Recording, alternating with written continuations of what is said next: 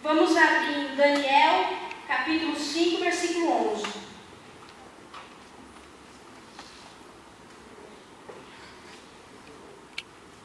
Daniel, capítulo 5, versículo 11.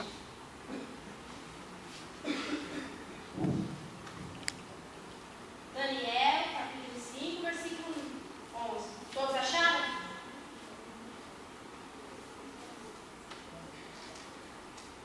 Daniel 5, versículo 11.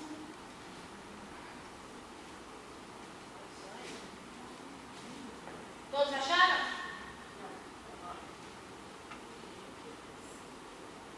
Daniel, que foi Ezequiel. Amém? Eu não vou ler o versículo inteiro, é só uma frase. Só que aí, conforme eu vou na introdução, vocês vão entendendo a mensagem. Vocês têm que prestar atenção, senão vocês não vão entender. Há no teu reino um homem que tem o espírito dos deuses santos. Amém? Aqui nessa época, irmãos, Israel estava sofrendo não.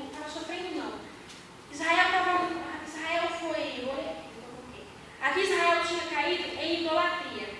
Eles se distanciaram de Deus. E Deus levantou Nabucodonosor para levar Israel a cativeiro.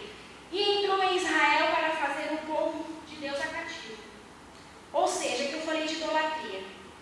Muitas das vezes, essa idolatria pode ser o quê? Pode ser também imagem de escultura. Mas também pode ser um namorado, uma namorada que você está idolatrando, está dando mais atenção para ela, do que para Deus. Ou também pode ser idolatria, que uma balada, você vai na balada e deixa de buscar a Deus. Ou é a maconha, ou é a cocaína, a prostituição, que isso pode ser sua idolatria. Uma novela, o Facebook, o Twitter, o WhatsApp, entre outras coisas. Tudo que o mundo oferece é uma idolatria para a gente. Aí aqui também fala. A Bíblia diz que Nabucodonosor invadiu a terra de Israel e entrou no templo. E Nabucodonosor destruiu o templo de Deus. Ou seja, se a gente fica idolatrando o namorado, a imagem, a novela, o Facebook, o amigo, um pastor, um padre, qualquer pessoa, a gente vai estar se afastando de Deus. Então, a gente vai ficando vazio. O que vai acontecendo? Satanás ele vai entrar no nosso templo, na nossa vida, no nosso corpo, em tudo, e vai fazer a festa. Vai destruindo com tudo. Aí vai vindo o quê? A depressão, aí você fica viciado em remédio, que vai destruir. Você fica viciado, aí você fica com o vazio tão grande, só que nem a Tati falou, a última vez que ela pregou, o nosso vazio é do tamanho de Deus. Esse vazio, só Deus vai preencher. Não é a cocaína, não é o amigo, não é ninguém que vai preencher esse vazio. E nem ficar pendurado na fé de outros, que vai fazer esse vazio cessar. Esse vazio precisa de Deus. Você precisa buscar Deus. Não ficar pendurado em pastor, em padre, em amigo, namorado, novela, Facebook, as drogas, a prostituição, essas coisas. Não, nunca vai te preencher. Aí vai trazendo depressão, você fica viciado em remédio. Aí você fica viciado em droga, vai ter que ir para clínica, não resolve coisa nenhuma. Aí fica essa vida desgraçada, você morre no inferno. E Nabucodonosor mandou fazer uma pesquisa entre os cativos para serem presos para depois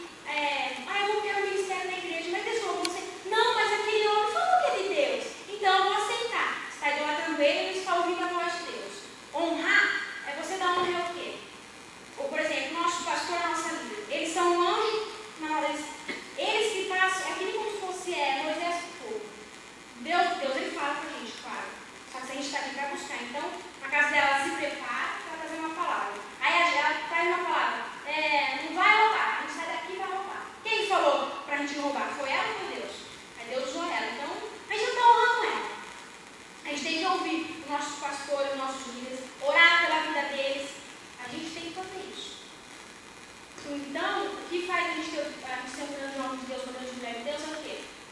As maiores obras não são aquelas que todo mundo vê. Ah, eu vou lá na casa do vizinho orar, mas para todo mundo saber que eu estou ali orando. Eu vou gritar para todo mundo ver que eu oro, que eu faço uma obra de Deus. Não. As maiores obras são aquelas que estão em oculta. Então, o que vai fazer você um grande homem de Deus, uma grande mulher de Deus, é o quê? Deus não quer sacrifício de tolo. Deus quer obediência. Obedece ao seu pastor, a sua líder, ora na sua casa, ora pela vida deles. O que faz você um grande homem de Deus, uma grande mulher de Deus, é você orar, orar, orar. Daniel orava 3 vezes ao dia. E quando ele estava dentro da cova do leões, não era fora. Deus, ele te livra dentro da prova. Porque na prova que você está passando, Deus é com você. Talvez você fale, esse mar não vai se abrir. Claro que vai se abrir. Continua orando, talvez você fale, mas não tem mais solução. Eu oro e nada acontece. Satanás, ele sempre dá a última cartada. Quem vem aos cultos de semana, vê que o pastor João sempre diz isso através do Espírito Santo. Que Satanás, muitas vezes, está ali orando, mas eu estou orando e nada acontece. Eu expulso na autoridade, nada acontece. Aí você fala, nossa, meu irmão, meu vizinho foi atropelado, eu oro pela vida dele, que aconteceu. Essa é a última cartada de Satanás para que você desista. Aí o que acontece muitas vezes com a gente, comigo também? A gente vai lá e desiste. Aí o anjo vem na porta para nos dar a vitória. A gente está resmungando, eu oro e nada acontece. Esse Deus, eu acho que você esqueceu de mim, perdeu a vitória, já era. Aí tem que começar de novo para trás. Aí você tem que começar a orar. Aí você está ali. Aí Satanás vem dar a cartada dele. Você cai de novo, porque você não confia em Deus. Acreditar em Deus é uma coisa, confiar é outra. Infelizmente, hoje, a gente fica muito pendurado na fé do próximo. A gente não vê que Deus ele fala com a gente. A gente prefere ouvir o que o amigo diz. Aí aquela colega do seu lado, ele é invejoso, invejosa. Aí o que acontece? Aí você vai lá e fala, então, eu queria cantar no deck. Mas aí os caras contam, eu acho que você canta mal, vai, sei que tem. O que acontece? Aí você fala, não vou cantar. Mas Deus falou que você tem o dom, você tem o negócio. Deus ele tem um dom para cada um de nós. Só que é diferente, só que é no mesmo corpo. Que nem, eu tenho a mão e o pé. Eles fazem a mesma coisa? Não, mas eles estão no mesmo corpo. Assim é Deus. Tem na Bíblia agora esqueci o que tá, que a gente tem que procurar nosso dom e se viu que é melhor que a gente faz, né? Tá orando a Deus.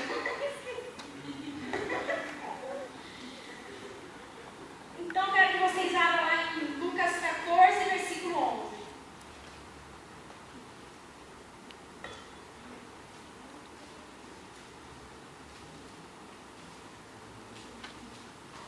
Lucas 14, versículo 11.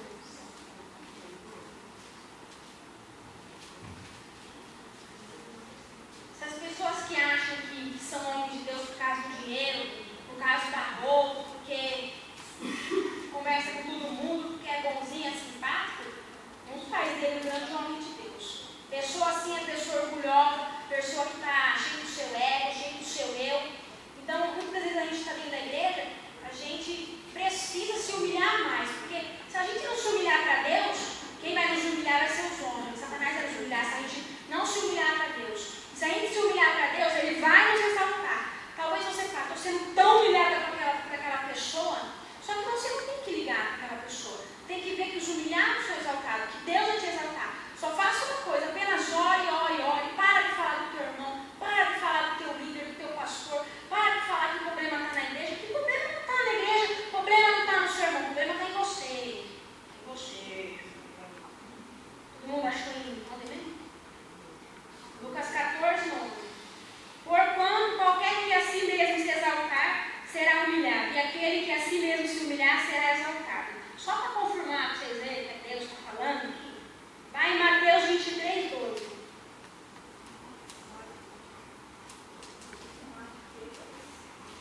Mateus 23, versículo 12.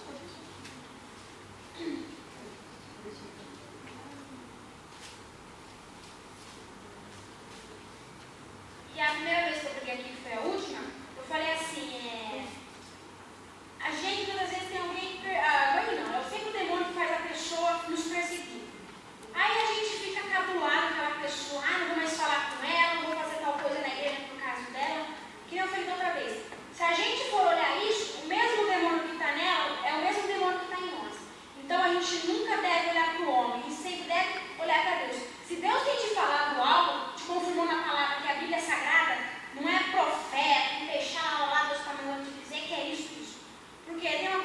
Daniel, quando ele foi comer na mesa do rei, Deus enviou um agente. Só que então, quando Daniel estava na mesa com o rei, os alimentos que vão manjar é consagrado para os deuses. Daniel disse: eu não vou me contaminar. A Bíblia não diz que desceu o querubim do céu, desceu Gabriel. A Bíblia não diz que desceu um anjo reluzente. Não falou que veio o profeta dizendo: não coma isso. Não. Ele sabia o que era errado e o que era certo, porque ele conhece a palavra de Deus. E todos nós que estamos aqui conhecemos a palavra de Deus. Se nós estamos se contaminando com outros manjares, é porque nós não estamos dando atenção à palavra de Deus. Não estamos tendo temor. Temor não é temer de Deus, é respeitar as escrituras dele. Não é ruim servir a Deus. Quem está dizendo para você que é ruim é mentira. É ótimo servir a Deus. A melhor coisa que eu fiz na minha vida foi entregar a minha vida no caminho de Deus. Você achar engraçado que a pessoa fala: fumar, eu fico loucão, dou tanta risada. A hora que passa o efeito daquela merda, vocês dobram, vocês colocam a cabeça no travesseiro, vocês choram, vocês se angustiaram, não se mata. Aí a menina chora por causa do namorado, ela acorda o pulso, eu tô sabendo, cara, ô menina besta. Eu já fiz isso, gente. Eu fui uma besta já. Então, Mateus 23, versículo 12. E o que a si mesmo se exaltar, será humilhado. O que a si mesmo se humilhar, será exaltado. Amém? Glória a Deus. Vamos então se humilhar diante do Senhor? Vamos colocar de pé em nome de Jesus.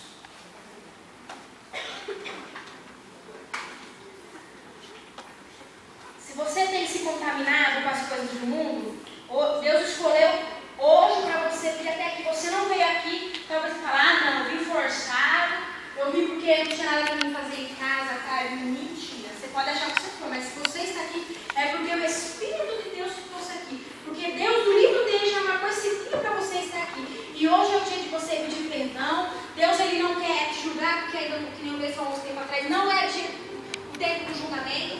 Deus, ele veio não para o justo, mas para os pecadores ao arrependimento.